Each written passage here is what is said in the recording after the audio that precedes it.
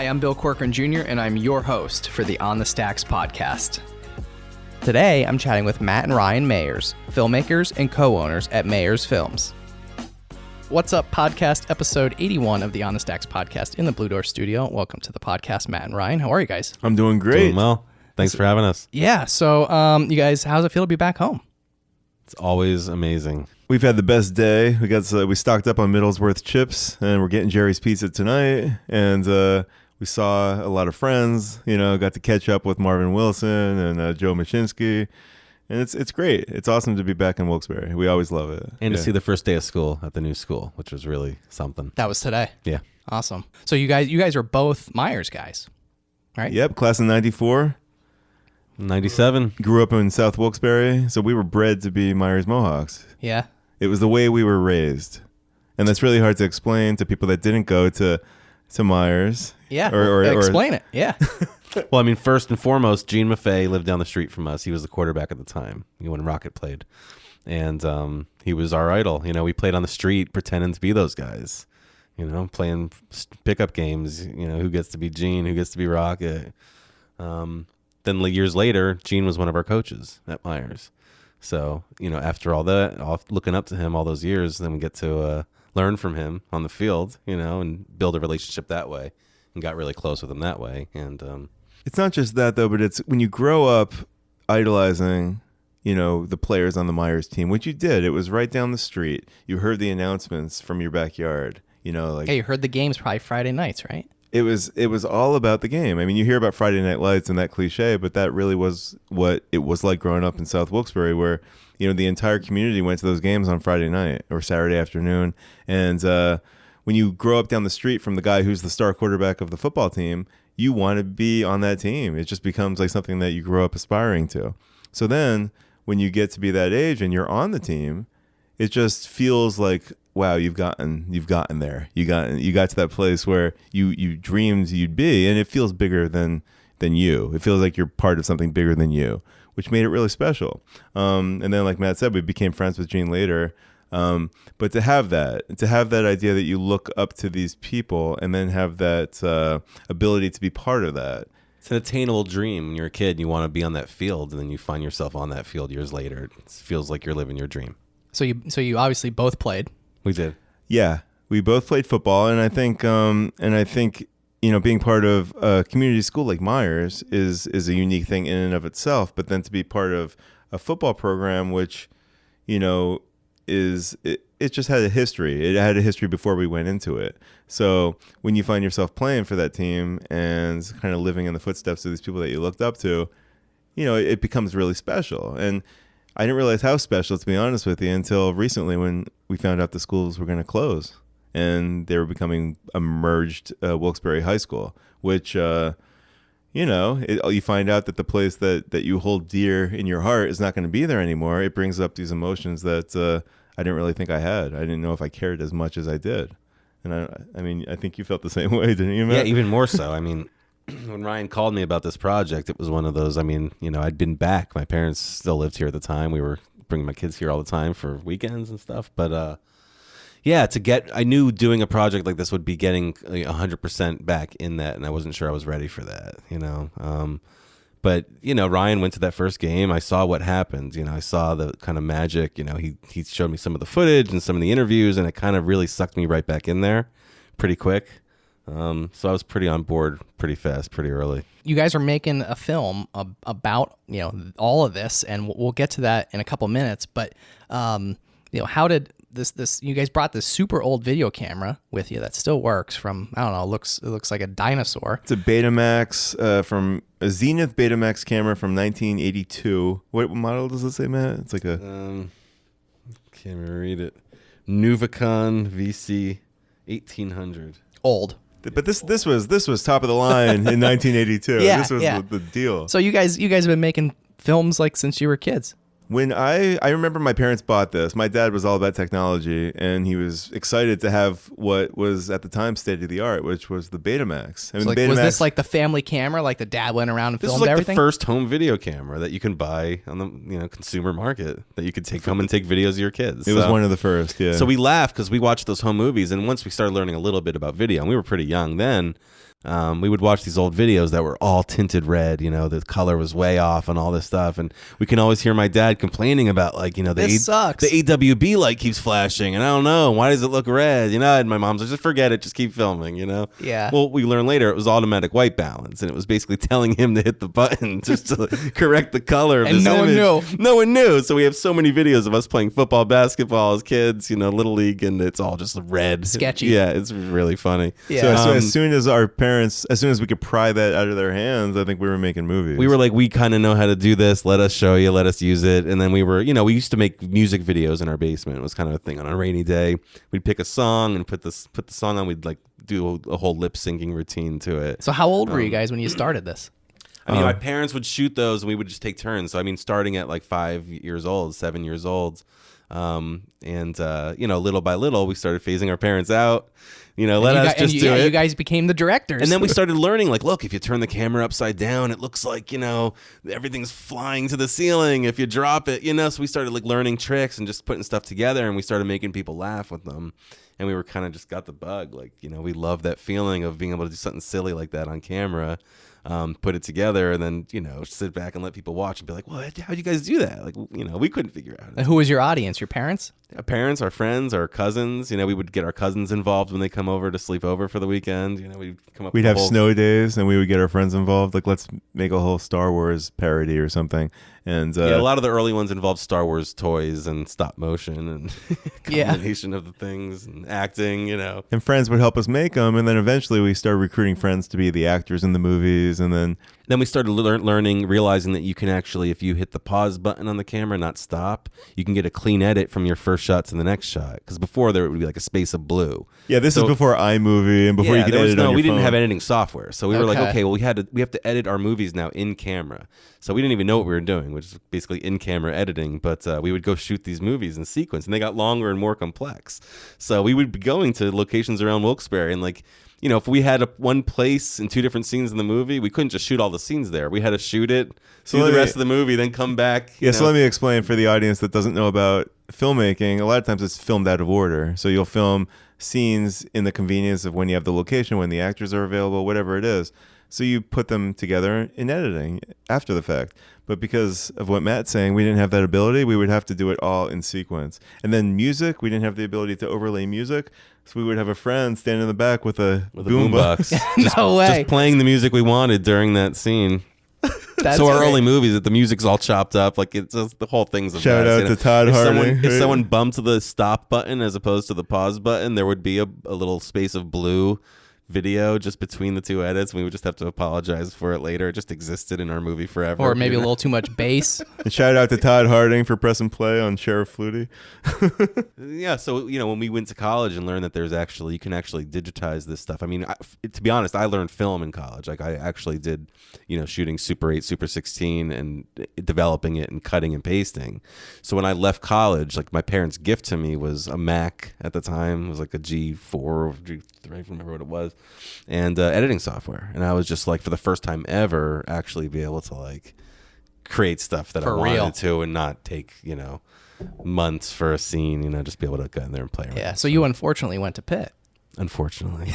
But we have I love Pitt. It was a great time there. Yeah. Yeah. And your brother went to Penn State, so is there a rivalry between you two? It's funny, we were bred for that rivalry. It exists in my family. My aunts and uncles went to Pitt. My other aunt went to Penn State. So the family's really split. Yeah, and there was always that argument, Pitt or Penn State. And And you remember the old buttons? Yeah. I said I wasn't going to curse, but shit on Pitt. Do you remember? Yeah, that? You know It what's is so shit. funny? I swear to God, today on my memories on Facebook, I was at a Penn State Pitt game. I think it was 3 or 4 years ago today, and I was wearing that shirt, the original. Mm-hmm. A friend of mine, through a friend of a friend, had some remade. Nice. But it's that original with the lion on the toilet or whatever. Oh, yeah. Yeah. That's funny. Yeah, and it actually just came up in my memories on Facebook today. It's no funny joke. because there is that. There Funny was how always certain that, sayings endure. It's funny that one did. Yeah. just because it's appropriate. It wasn't a rivalry. I mean, our teams didn't even play when we were in college. Yeah, Pitt, and we were like, he was graduating by the time I was coming in. At a certain point, it got to the point where Pitt wasn't worth playing anymore. They weren't good enough. Yeah, I think you're still in the same boat, All right, we could change the subject. All right, moving on, right? So after college, what did you guys do? So interestingly enough, there was a feature film involved. Yeah, in the post years of college. Well, for you, I was still in talking college. about the editing software. I don't know if you remember the. I mean, you're much younger than we are, but the independent film revolution of like the early '90s with Quentin Tarantino, Robert Rodriguez, Kevin Smith made Clerks. It was just like it felt like Steven Soderbergh. It felt like anything was possible. And there was also something called Dogman 95 around that time, where these Danish filmmakers were making films with a camcorder, and like the rules were that you couldn't use artificial lighting, you couldn't use artificial effects and stuff like that. It was all done in camera with a camcorder. So, and then Danny Boyle that came out. Was it 28 Days Later? Which was all shot on mini DV, which was kind of groundbreaking that a movie shot on mini DV, a format that we can buy, at Rite Aid yourself, and the software was available. See a movie screened in the theaters that you're paying, whatever it was, $10 at the time. And this software was available to actually edit in your house, as opposed to the software that was like $100,000 to buy before that. So nonlinear editing was coming into popularity, which is like I said, I learned film cutting and pasting in college, and we're talking like 2000 around. I graduated in 2002. There was no digital film facility in the filmmaking facilities at Pitt. Let's not say anything about Pitt. I see you guys making faces. I'll let you slide. It wasn't around then, No. and like Ryan said, if it was, you're talking like $250,000 for one station, and forget it. So to be leaving college after having done that, where I'm waiting for my films back for weeks upon weeks, and then having to sit in a room and cut them in the dark. And not just that, but film's expensive to work with, to develop and to work with. So to be able to buy a pack of tapes for $20, 3 tapes, to be able to shoot 3 hours of footage on it and go nuts, it opened up, not just for us, for a lot of filmmakers out there, opened up a whole world of possibilities. So I was inspired by this revolution that was happening, and I was a huge fan of Quentin Tarantino and Kevin Smith and Robert Rodriguez. So I decided to make a movie. And obviously I couldn't make it alone. I had to make it with Matt. We had to do it together. So it was called Apartment 4, and it was based on my experiences at Penn State. And I wrote the script starring Matt. Yeah, there we worked on it together. I helped him write it. I don't we think always that- kind of had in mind like the kind of character, and we didn't really feel like we could cast someone to play that character, but he knew that I could kind of get it if I put myself in that mindset. I cast all my friends. That's awesome. And we filmed it in my old apartment. Where at? It was on East Nittany Ave. What was the address? 241 East Nittany Ave, Apartment 4. And I was at Pitt at the time, so he was graduated. Where were you? You were living in New York at the time? I was living in New York, and I went back to Penn State to stay with, shout out to Zach DeLuca. Shout out to a lot of people for making that movie. Yeah. And I would hop on a Greyhound bus with my bandmate, my buddy Jim, and I would hop on a bus. He was in it too, and we helped compose all the music. We were playing in bars and stuff and writing records, and we helped do the whole score for that movie. So we would hop on a Greyhound bus from Pitt. It would take I think 5 hours to get from Pitt to Penn State. And we would spend the weekend, film. We did it for about 4 weeks, I think we spent doing it. Yeah. I slept on my friend's couch. Matt would come every weekend with his friend Jim. I had my friend Dave Jarecki as one of the leads, who I roped him into it. I'm like, you're doing it. And his wife, his current wife, who was his girlfriend at the time, Courtney, they were the stars. But all Wilkes-Barre people, like most of the people that were in it, Oh, were really? It's all either Wilkes-Barre. from Wilkes-Barre or friends of people that were from Wilkes-Barre that they met at school. Everyone in it was pretty much from Wilkes-Barre. So there's a lot of Wilkes-Barre movie stars out there. It's also based on like the lingo and the way that the kind of conversations that we put in that movie were all based on conversations that we had and ways that we spoke around here in high from school, Wilkes-Barre. Yeah. Yeah. So that was it was almost like a student film, because I went to Penn State and I did major in communications, but it wasn't like a film specific program. So I think making that was in a way my student film, and made it post college, but it was an awesome experience. I mean, it had cult status for a couple. So I worked I managed a video store at Pitt, which was, I was in film school, but that was, even more of an education, just like, watching movies all day and getting to see stuff that I wouldn't have the time to watch otherwise. So my boss was awesome, and he was like, if you go on and rent it out, put it on the shelf, I was like, could I charge like $1? He's like, go ahead, charge $1, see what you get. So for a couple years. It was up there, and we charged $1. We had like 3 copies of it, and it got to the point. And there's some pretty bad language in that movie, but it would get to the point that we'd be me and my buddy Jim, who's also in it, and he's got the lines. I mean, in that movie, he's got the sweet lines that are just just jump out. People remember. So we're not going to say them on the. I'm not going to say what they are, but we'd be walking down the street with Jim, and people would like, yeah, hey, there's the guy that said blah blah, and he'd yell the thing, and Jim would just turn red and be like, oh my god, like there's a copy. This is gonna be my legacy. Still exists somewhere? Yeah, we can get it for you. All right, I need to see this. You can see it. You should have sent it to me ahead of time. We could have put it up on the TV in here. It's one of the things we're afraid to put online just because I'm worried of that our my careers. kids, we have families, and I'm worried my kids will see it. My daughters definitely don't need to see that. And actually, I named my son after the main character in Apartment 4. He always liked the name Henry. That's what the main character's name. So. No, I know I have a son, Henry. There you go. Yep. So unfortunately, he will see it someday. He's got to now. It's on when they're in college, maybe when they've graduated college. I think after college, it's definitely a post-college movie. Yeah. Or when they're in college. Yeah. So all right, so you made this film, you rented it out 1,000 times, and then what happened? What did you guys do professionally after college? Well, that's the big question. And then what? As a creative person, you are always wanting to make things, but the big question is always there of how do you make a living doing it? Which is, I think, what inhibited us from doing it for a career earlier. I think it's the idea that when you graduate high school, what are you going to do? You can't make a movie. That's just stupid. Yeah, how can the average person do that? Exactly. So, for years, I think we would make movies. We made a lot of short films. We made a lot of them set in Wilkes-Barre.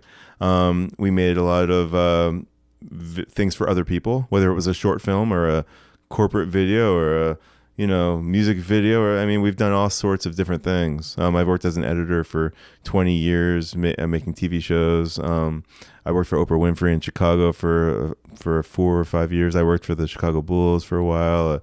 I've worked on TV shows, but and I've worked on other people's movies. But there's nothing like making your own movie, and that's what Matt and I always wanted to do. But it's like, how do you balance that? So I think through the years we just kept making movies the best we could while we had our life. We always have ideas, so no matter what we're doing, we talk pretty much every day. Just at least it's just texting, we usually chat, but it's always an idea, in the middle of all the talk with making the business stuff we have to deal with, or it's always an idea in there, and it's sometimes new things, sometimes ideas that we've had on the back burner for 3 or 4 years that we have a new take on and we want to talk to each other about. But we feel like that's where the best stuff comes from. It's just kind of like bouncing these things back and forth about what do we want to be doing right now. What are you doing right now and what do you want to be doing? Like the animated series about the rock stars when they were kids. Right. The whole idea about baby rock stars. I get into it, but then, sometimes you see these ideas pop up years later on like Comedy Central in like another forum. And you're like, I thought of that 10 years ago. We could, it was a good idea. Like, it's not crazy. Yeah. Yeah. So the more you realize that you just kind of have to jump on those ideas sometimes and just do it, no matter how crazy it is or feels or other people tell you it is. That's usually the best stuff.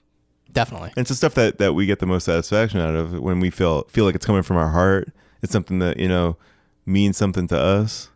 That's the stuff that I feel it gives us the most satisfaction. And hopefully it's the stuff that people will relate to the most, that kind of stuff. The stuff that you're making because you love it, the stuff that you love working on and you love putting out there in the world. Yeah. Plus our favorite filmmakers, Robert Rodriguez, Tarantino. You hear them talk about film and it's just like, it's like they can't not make movies. It's kind of how we've always felt, which is why we've always loved those guys. The fact that Kevin Smith's going back and making Clerks 3 now, after his whole life-changing experience, he had a heart attack, he lost all that weight, and he's going back and kind of ending now where he started, and I think it's awesome. Like it's and he's done it his own way the whole time, and you know what? Really not everybody likes those guys. Not everyone likes his movies, and he's not making his movies for everybody, right? But he never he's making them for himself and the movies he wants to see. And he loves doing them, and in turn, other people love watching people like them you guys because they feed off that. They feel that love. I watch his movies and I just feel the love. Like, it's relatable. It's not about the technical proficiency. You're not watching those movies for that. It's love.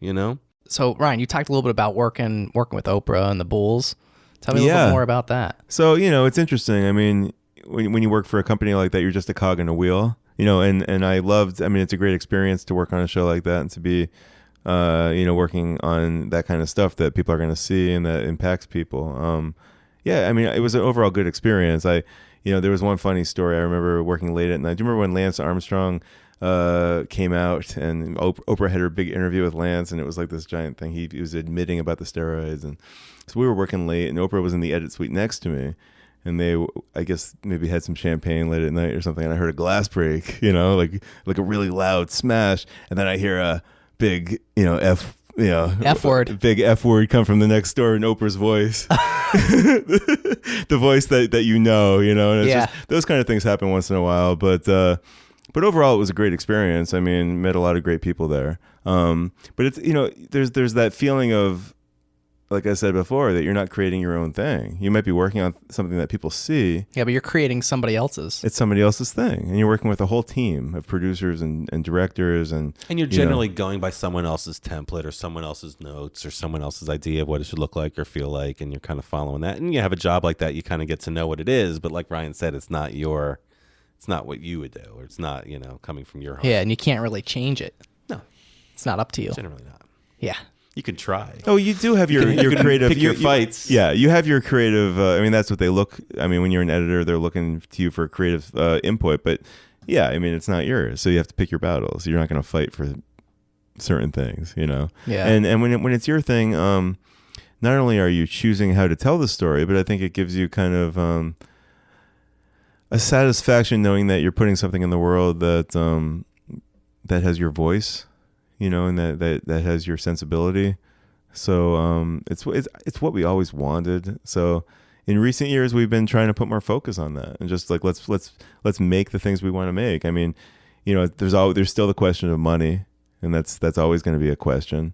But we've been learning about how to do it. People do it. It's also the more you learn that, even these big time directors that make these great movies that, get highly acclaimed and make all this money. And it's like, well, what do they do next? And if they don't have a follow up, a lot of these guys kind of fall off the radar. So not just that, but it's like even with these big movies, it's kind of like, you still have to be looking at that next thing and where, what's... Martin Scorsese, as awesome as Martin Scorsese is, and as much as we love his movies, he couldn't get funding for what was the one that was made about the paint houses. Yeah, what was the name of that movie? The one that they just did on Netflix last year. He had to end up funding it himself because they they paint houses. It was going to cost too much for the de-aging and all that stuff, and so it just goes to show these TV shows, like any of these guys, like it's never just you're never just done. It's not like you've made a show and that's it. You're just set and you could just kind of sit back and let it, And the thing is that he had a hard time finding funding for that movie. He had to go to Netflix because he couldn't get the studio funding because it was going to cost X amount of dollars. And he's Martin Scorsese. Yeah, and you looked it up. What is it? Hold on, it's here it is. The Irishman. That's it. Yeah, and it was made about Russell Buffalino. Yeah. So it was a really interesting movie, and I thought it was really good. I know people, but my point is that Scorsese could not get funding himself. Yeah, right. So no matter who you are, you're always trying to wheel and deal for the next movie. And so no matter what we're doing, we're always trying to think what's the next thing that's going to be better than this thing. Yeah. And not just that, but how to get the thing made. How to get the thing made that you want to get made. And think that far ahead. Yeah. You know, and these things don't happen overnight. I mean, from what I understand, correct me if I'm wrong, you guys have been working on this film for years. It's been 3 years. It started in 2017 without any real plan. So we said earlier, Meyers was playing G.A.R. in what they were saying was going to be the last game, or they thought it was going to be the last game. And it really started with just me getting in touch with Jeff Labach, who was the coach of the team at the time. And my friends from high school, he was the quarterback on my team when we played. And Jeff pretty much invited me down and let me have free access to the game. Said, do what you need, go where you need to. And I filmed the game. He was the head coach at the time of the team. Yeah, so that's where it started, and we didn't have any support at the time. It was just me with a camera going down there and trying to capture what I viscerally didn't want to be lost to time. I just wanted to capture that game for posterity, really. And then I started thinking, this is a really good story about these schools merging and the end of this tradition. And that's kind of when I realized I can't tell this story in a short film or just a little clip. I needed to do it justice for what it is and what it meant to me. And honestly, like, I didn't know it meant that much until then. It was, I graduated in 1994, and high school is something that I don't know. Sometimes we want to forget it. Sometimes those memories seem great, but then you think, can you ever recapture that? Can you go back to that? Like if you saw those people again, like would you even want to talk to them? And going back to film it, it was kind of an amazing experience. Not only going back and getting to relive high school football through the eyes of these kids, that were playing in this final game, but also the ability to kind of capture it and show it to other people. Hopefully they'll feel inspired as we do. Put it this way, like, people talk about that dream, and I know people will know what I'm talking about. Like, for us, it's football. I have this dream where, like, I'm all suited up and I'm ready to go and I'm on the field, but, like, I can't quite move, or, like, there's something, like, preventing me from doing the task at hand. Like, we have to say, we really felt like being on that field again. Like, we really felt that adrenaline coming again. Like, it's almost like that dream coming back, where, like, all of a sudden, and it was partly due to having all access, Like Ryan said, Jeff let us into the locker room before the games and got to feel that, that energy that happens in a locker room before a game, which I've not felt since my senior year of high school. It doesn't exist anywhere else. So walking in that vibe, like hitting that room and feeling that vibe, it was just, it was overwhelming. And it's took us back there pretty quick. I got chills just thinking about it. Oh, really? It's something that most people don't experience. And you take it for granted if you play football, that you're in that locker room, you have that camaraderie with the team, you've got a coach, you have this whole family. And when you leave high school, if you're not a super athlete, you're probably not going to play football again in a team environment. You might play a pickup game, but not that way with a coach and with a team. And I think for a lot of people, for us at least, and then talking to other people, we discovered that they felt the same way, that there was something special that they left behind that you can't really recapture. And but the beauty of it is that, at least for Meyers, for us, and I felt with G.A.R, as we learned, and Coughlin, there was a family that extended beyond just that football locker room. It was not only the players that may have played a decade before you, or 30 or 40 years before you, or might have played after you. There's a connection, like a thread that connects all of Meyers football. And then that tradition does not just stop at football. It extends throughout the entire Meyers family, that anyone that ever went to Meyers. And that was something that, I definitely took for granted. Well, the thing that hit me the hardest was seeing some of these school board meetings and some of these protests from the Save Our Schools people, and a lot of whom, which I know personally, graduated with. And, it's like you realize, I moved away and this isn't my town anymore. But it's these people's home, and this is their schools and their kids' schools. And, to feel like that was being taken away from them, like, it really hit home for me. This is my town, so having been already sucked back in, like, full force to the whole football and the whole vibe of all that, then you're realizing there's all this, and here's all my friends, and they're all, actually being affected by this. It was just like, we have to tell the story, and we have to do it justice, because what we felt, like you were saying, would give you chills, like that feeling that it would go, like, we have to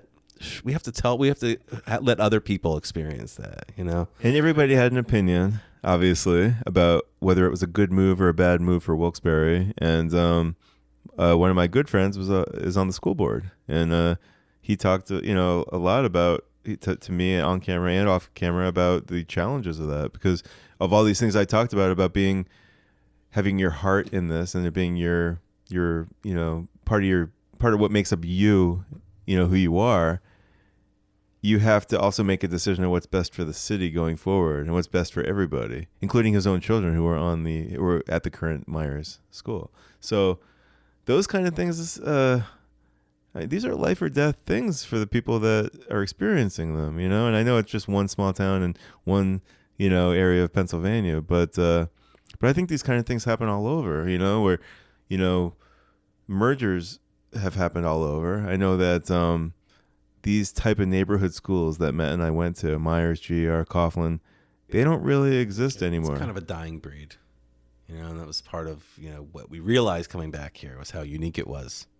You know, the people I've met through my life, my friends that I've talked about football with, you know, it's a very unique experience that we had to what they had, you know, and some of them didn't even have football teams or come from an area where it's lacrosse and not football or, you know, and then, you know, not just that saying the sport, but it's just the way that it was a very large school and they didn't have the tight pep rallies or the camaraderie. I mean, you know, these small schools around here, we all knew everyone in our class, and there's something to be said for that. And not just that, but a class above and a class below. And we all have, you know, as I learned later, we all have grandparents, cousins, brothers, sisters that went to G.A.R, go to G.A.R, Coughlin, teach at Coughlin, you know.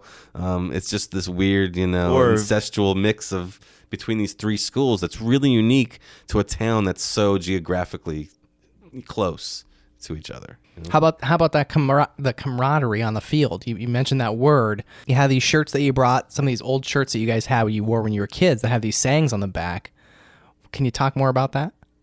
Yeah, so when we played, every year we would get a shirt. It was a shirt for the team provided by the Booster Club, and it would have Meyers football on the front, and on the back it would have a slogan. And what that slogan was supposed to be the theme for the year, you know, like what the team was going to rally around. And when I was a freshman, Mickey Gorham, Coach Gorham, came out of retirement to Coach Meyers again. It was a big deal in Wilkes-Barre, and you know I moved up as a freshman, and the slogan was "Don't flinch." So we get the shirt. I didn't really understand what it is. You know, I knew obviously from growing up around it, but when you're on the team, I didn't know about the shirts. I didn't really know about all the traditions. So we, you know, "Don't flinch" was the slogan, and then there were other slogans. I mean, in it's the the kind of locker thing you room. should say. The kind of thing they give to you after practice one day. You don't know what's coming. They say, "Don't, you know, wear these. Don't wear these to school. You don't give them to your girlfriends. You know, don't lose them in the wash. You know, this is the only one you're getting." You know, it was important. You wear it under your pads for game day. You know, work out on it, but it's going under your jersey. We're all unified under our jerseys as well. Outside unified, inside unified. So around the locker room, Coach Gorham had all these slogans painted on the wall. And there was, I remember, Team Me. It was Big Team and Little Me. It was like the same idea as no I in team. He had one called, Whatever It Takes. The difference between winning and losing is this much. And it was a little hand with index finger and thumb just slightly apart. But the thing that was always there, and it was above the door, was hustle and harmony. That's what Coach Gorham it was like the theme of the entire team. And it wasn't on the back of his shirt. It was just something that kind of was overriding everything else. And it was the overall idea that you were going to work hard and you were going to work together, and that's how you won football games. And not only football, but it was also the way you were successful in life. And all these slogans were, you know, but the hustle and harmony was the thing that kind of Stuck with us. Yeah, it just stuck. And it stuck with everyone. We just saw Marvin Wilson. Everyone still thinks about it. You live your life. It's with hustle and with harmony. It's just, you know, those two things. It's just, for some reason, that just the way those two words went together, and, you know, how we sort of chanted. We did this, you know, saying before each game before we'd go out, and we'd all sort of say that together. And it just, you know, it always just made you ready to play that game. It put you in that state of mind. And I think we all still say it to each other or to ourselves, you know. We're going out in the battlefield of life. You still kind of say it quietly in our mind. I said we saw a friend of ours, Marvin Wilson. We just bumped into him earlier, and we were talking, and I asked him, like, do you still think about hustle and harmony? He's like, oh my God, like all the time. And it's true with so many guys I've talked to. That saying, that slogan just stuck with us. And it's the idea of these life lessons that you learn in football being something that really makes you who you are, makes you a better person. And that was really what we were taught from Coach Gorham, and then the legacy that he passed along. And I know it was the same at G.A.R. They had the same type of coaches. Charlie Fick, Luther Richards was there before that. I mean, they have their tradition. We know the Meyers tradition. I mean, obviously, we were talking before about you asked me why we only have Meyers shirts and we're not representing G.A.R. or Coughlin. And the real reason, the only reason, is that we went to Meyers. So we have this the is Meyers what we gear. have in our basements. Yeah. So, you know, and a lot of our family, the G.A.R. stuff was lost either in the flood, or they didn't, you know, who's saving their G.A.R. shirt from, you know, 50 years ago. So unfortunately for G.A.R., Meyers is going to get the publicity today. We're Meyers. Shout out to Meyers. Shout out to Meyers. Well, there's something about the story that we're telling, and that, the reason we're calling it Hustle and Harmony is, these three schools. It's like the idea of coming together again, working hard, working together to move forward, to get through, life together, to make the best choices, to be the best person you can be, and it just felt right. It just felt like there was something about it that felt symbolic about how we always sort of remembered that saying, what it always meant to us. It's kind of like it just embodies everything that's been going on with this. What would you say is the best lesson you guys learned playing football?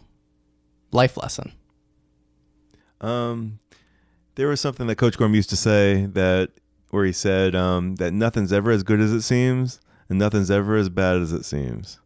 And it was just something like about when you're in a game and you might have an interception, or you might have, the other team might score a touchdown, and you might get really down on yourself. It's okay. There's another play. The next play is coming up. But if you might score an awesome touchdown, like an 80-yard touchdown, and be dancing in the end zone. But hey, an interception might be around the corner, so don't get too excited. So it's that idea of just staying in the middle, never getting too high or too low, and rolling with the punches. And that sticks with me. I think about that every day.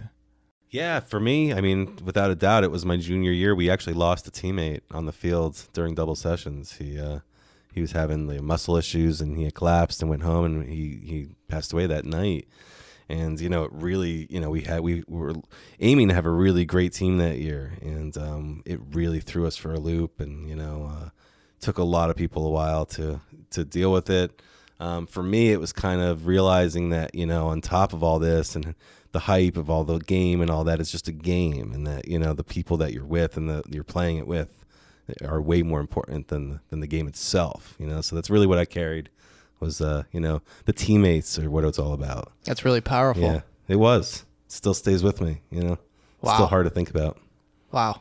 Thanks for sharing. Yeah, Jim Burden. Jim Burden. Yeah, and anyone that knows, and anyone I played with, anyone that went to school within those few years of me knows that what happened. But it was something for kids to deal with, and it's just, you hear it every year. Every year I hear on the news that another kid dropped at practice and they lost him. It just happened a couple weeks ago, and it's like every time it's like, man, it's like I have to relive it. Brings that back. It does. It really does.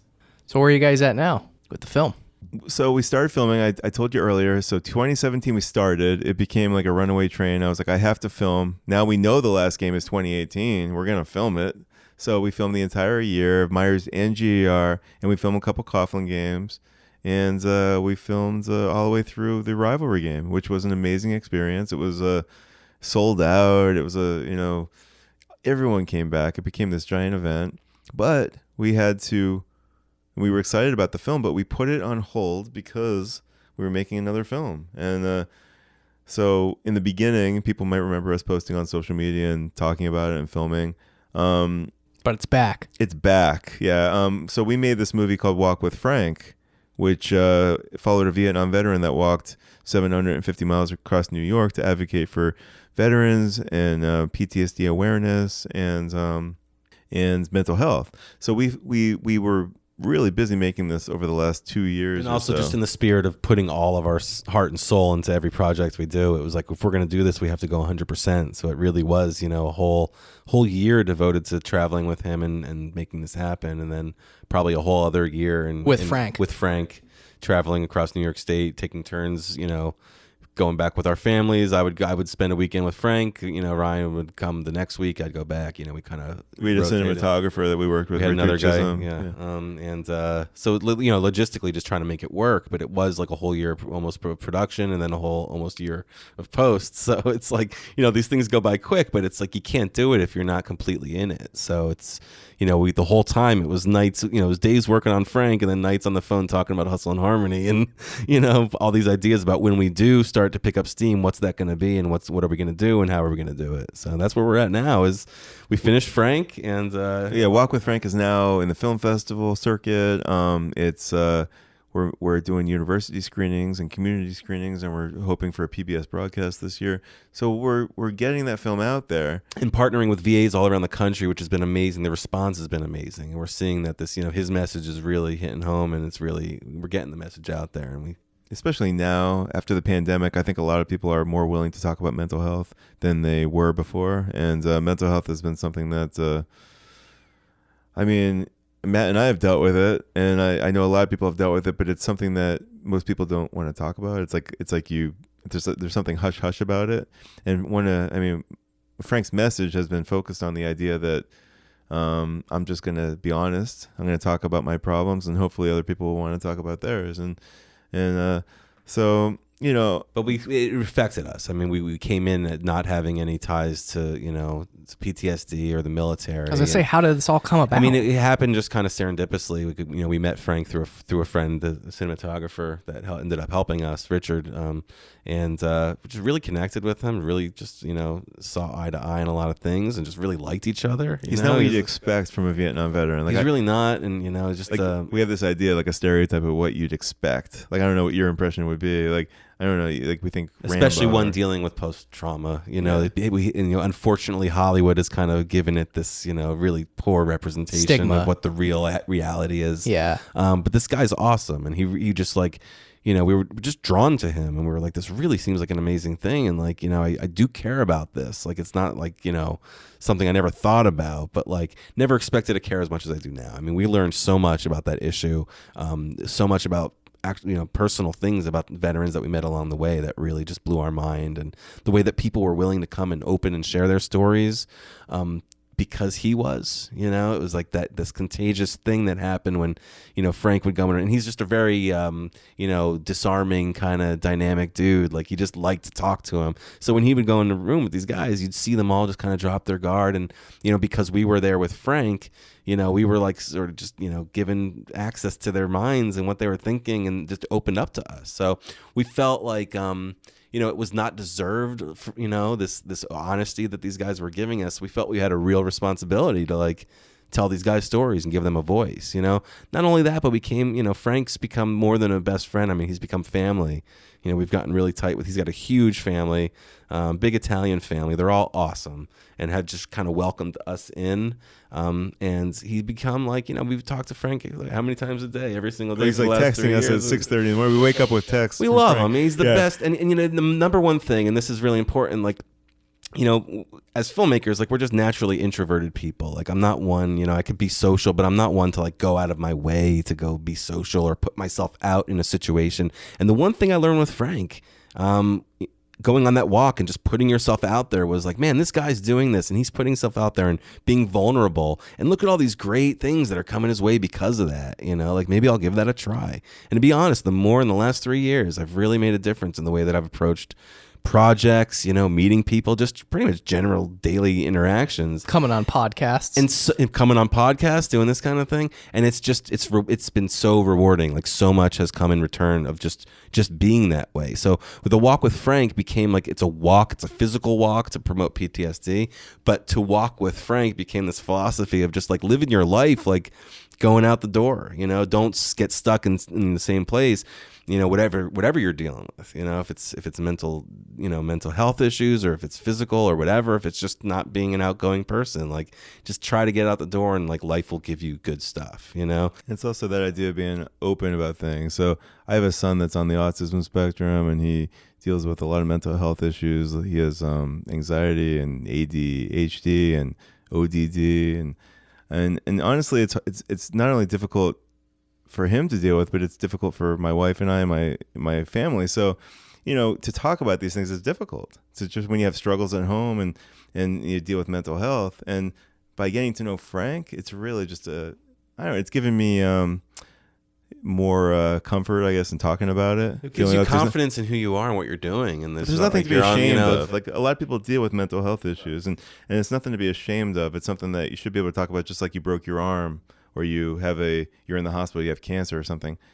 It's something that, for some reason, mental health is something that we have a difficult time talking about in society. So Frank has definitely inspired us to be more honest with our own lives, and just our own we've struggles. Also seen, we've seen just proof firsthand that, you know, coming out and talking about your mental health issues, like, not keeping it bottled up, but actually taking the step to get yourself treat it or just try to make the connections with other people that are going to help you move forward, like helps. It actually does lead to recovery, or at least reducing suicide, which has been just on the rise especially since what's happening in Afghanistan.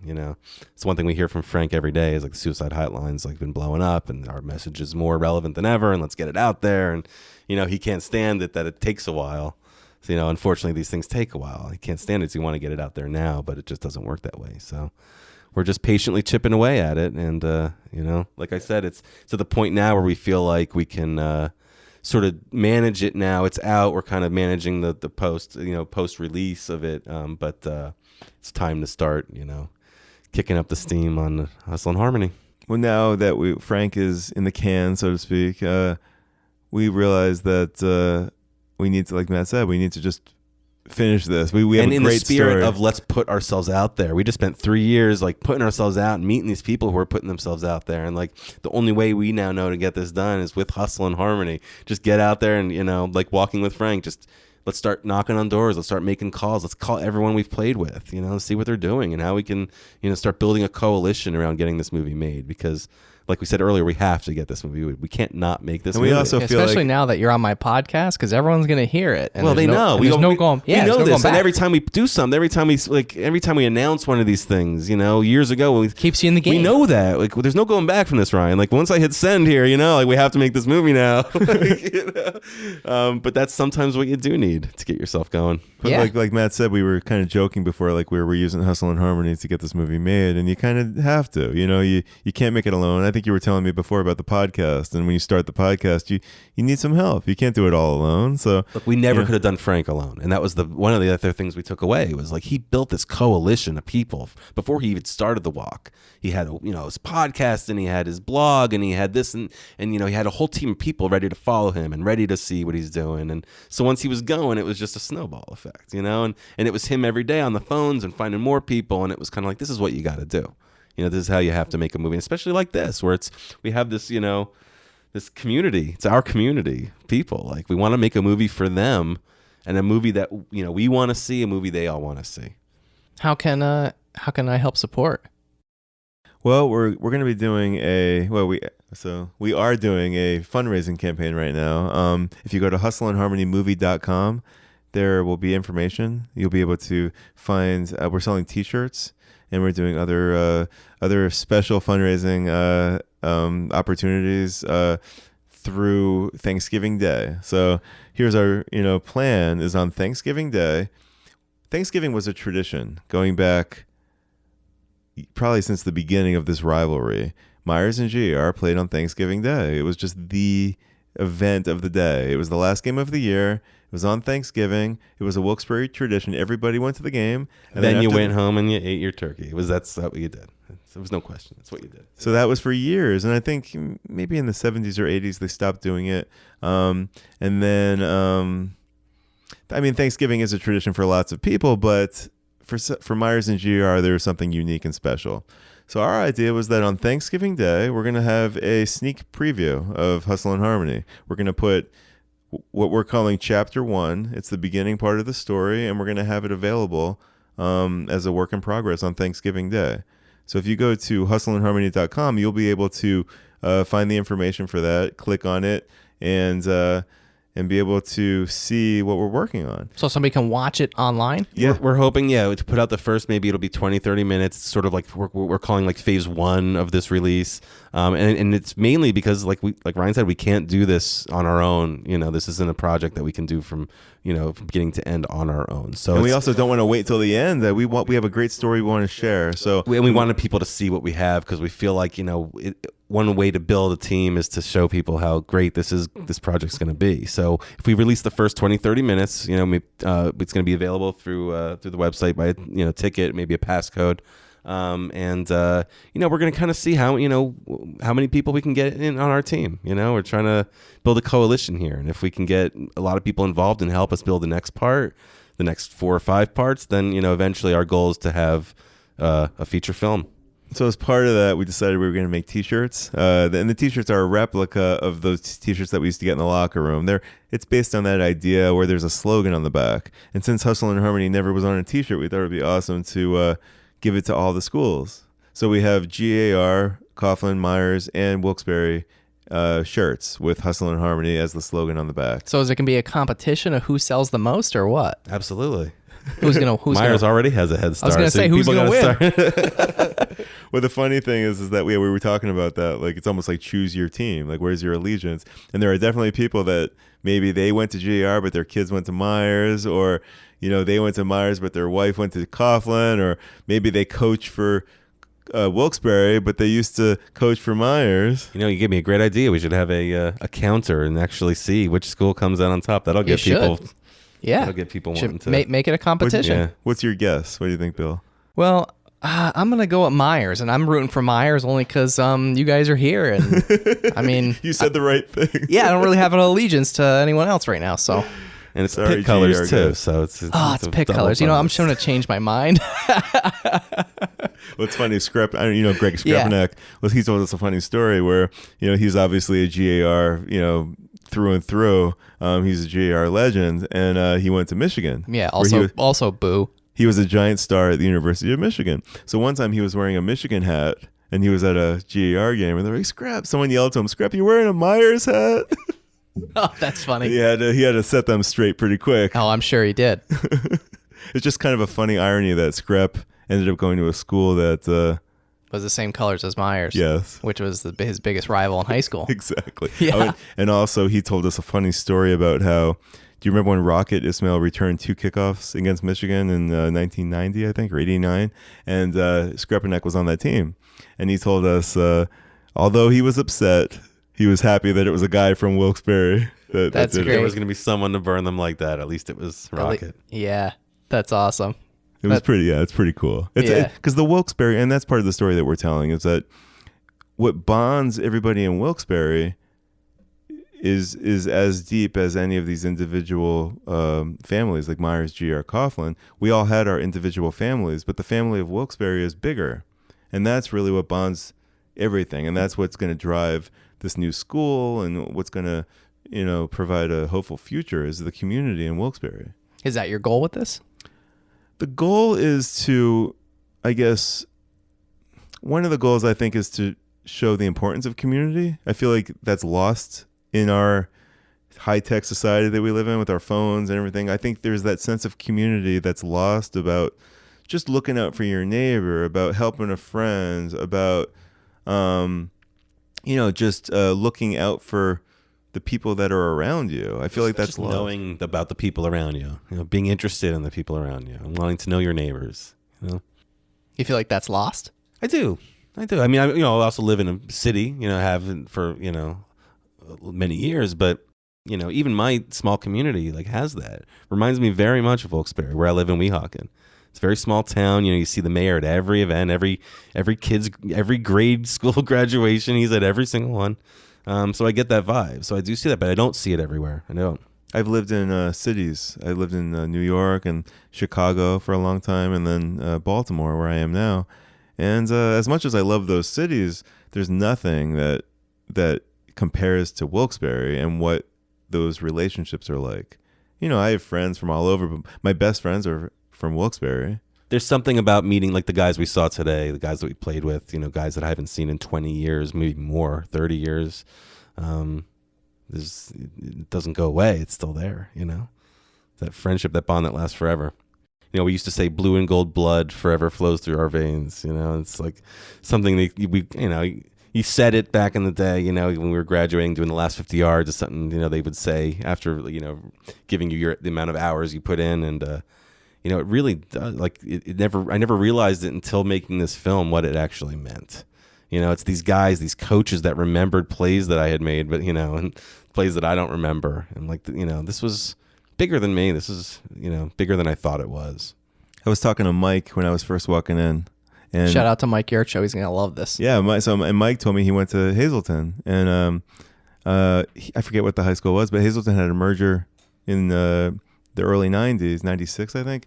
And these Hazleton area schools that merged all had their own unique traditions. And Mike was saying how, as old as you get, now he lives in, in Wilkes-Barre.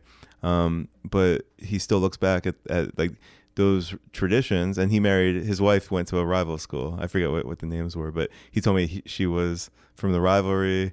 They got married, and they still have that memory. They still have that kind of affection for where they grew up. And they had the Thanksgiving Day game too. They would go to every year. So these traditions, I think, happen. I mean, they're really a thing of the past, unfortunately. But I think a lot of people hopefully have experience them in their own way, in their own. So you asked towns. what our goal is. I mean, I think it's it's preserving the history of this town, which I think is amazing. Yeah, we don't want to see it go just forgotten. These amazing traditions from these three schools. Yeah, you're capturing history. We are capturing history. At the same time, we want to help the new school, the new team. So we're going to be contributing a portion of the donations to the booster club for the football team.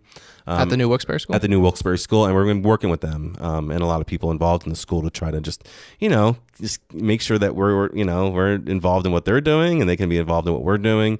And then ultimately we want to we want to make a movie that's entertaining. We want to make a movie that mirrors the experience that we had in football and in high school that we have not seen yet on the big screen.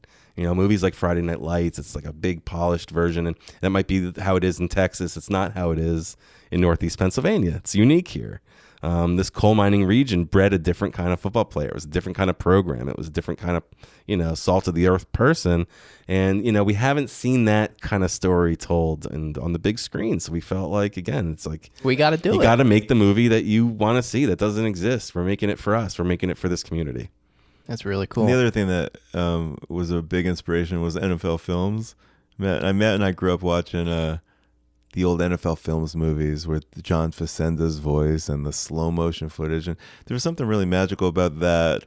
And it made the game feel larger than life. You even NFL or Inside the NFL, it would show the game, your same game you just watched on Sunday, but now it's slow motion. I'm like, that play looks so much more amazing now. Well, it's slow motion and it's set to music and it has this epic quality. And we feel like, the Meyers, G.A.R. and the Coughlin story, it's like, it's epic and it deserves that sort of epic treatment. So that's what we're trying to do. So we filmed a lot of slow motion for the games, and we hope to kind of create that feeling that makes us, people hear documentary, and I know a few of my friends have said this, I don't want to learn when I watch a movie, and I understand, I think documentaries in a way have gotten a bad rap, but documentaries are cool as hell, by the way. I love documentaries. It's gotten better for, I love it's become cooler in recent years. It's definitely been good for us, but that's all I want to watch is documentaries. I mean, the older generation definitely thinks of that and thinks of like they're watching a classroom film. We're all about entertaining movies. I mean, we want to have fun when we go to the movies. So like our goal is our goal is for none of it to be boring. We want it to move. We want it to feel like you're watching, a movie like Hoosiers or The Natural, or because the story deserves to be told that way. I'm looking forward to seeing it. Awesome. Yeah. Well, maybe we'll make you an honorary Mohawk. I know you went to Hanover, but are you okay with that? Yeah. If you want to do it, I'm game for anything. I don't know. I know some Hawkeyes that wouldn't be so happy. Maybe we'll about have that. to. Yeah, we'll have to start making some other school shirts. Hanover and Anticoke. We got a lot of people out there could support us. There you go. Hustle and Harmony works across the board. It does. We don't own it. It's not just ours. Well, I think Coach Gorham came up with it, so we'll give him the credit. So how can back to The Walk with Frank? How can someone see that film? So right now, Walk with Frank is being, like I said earlier, because I want to see it. It's not out like for public release yet. It's right now we're doing private screenings. Like I said, we're trying to find a home for it in amongst education distributors. So there's interest in universities. So we're kind of waiting to see what happens before we just kind of put it out in the world and it's just out. And okay. There's no more value in trying to sell it to a school. So we're gonna see how many what kind of legs it has there, and you can go to walkwithfrankfilm.com, and that has the calendar on there, so you can look at what screenings are coming up. Some of them are virtual at film festivals, so you'll have the ability to watch it through that. We're actually having I don't want to. So far, we're in 12 of 50 states. We have events, like Ryan said, mostly virtual because of what's going on right now. But our goal is to keep that going. And Frank's not done till we've hit all 50. I'm telling you, he made us put the map on the calendar on the website. Gotta keep checking them off, and we have to keep checking off the states that we hit. So that's what we're working on. So I think within the next year or two, we're hoping to get a distribution deal that will make it available for for download, And this is part of the streaming. challenge of making movies, is that it's not so easy just to press a button and get it in theaters across the country. When you make an independent film, you have to find a way to allow people to see it. And yeah, you can put it on the website, but we're learning the strategies about how to get it out there. And this is kind of, and also the film industry is changing, where the way that film was distributed 5 years ago is not the same, even 2 or 3 years ago. Especially the last 2 years, COVID's changed a lot in terms of streaming and the way people are distributing, the way people are releasing films. So we're trying to roll with the punches and learn what we can and take what we learned on Frank and apply that to Hustle and Harmony and future films.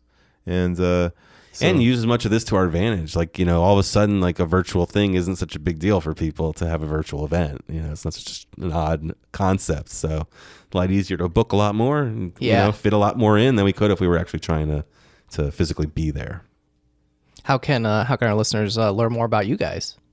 Well, you guys, everyone can go to meyersfilms.com. You can go to the website, and that'll take you to the Instagram and Facebook, and you can reach out if you'd like to talk about a project, or if you want to just reach out to say hi. You should find information on Hustle and Harmony on there, but you could also go to hustleandharmonymovie.com, and from there you could see the Instagram and Facebook. You can go to walkwithfrankfilm.com, and you could see all the information about that and where you can potentially see the movie. And you can go directly to walkwithfrank.org, which is a nonprofit organization, so you can contribute to his cause. Aside from the film project that we did, he continues his cause ongoing, so you can contribute there. Shout out to Frank. Frank's the man. Frank Romeo is one of the most amazing people that we've ever met. Yeah.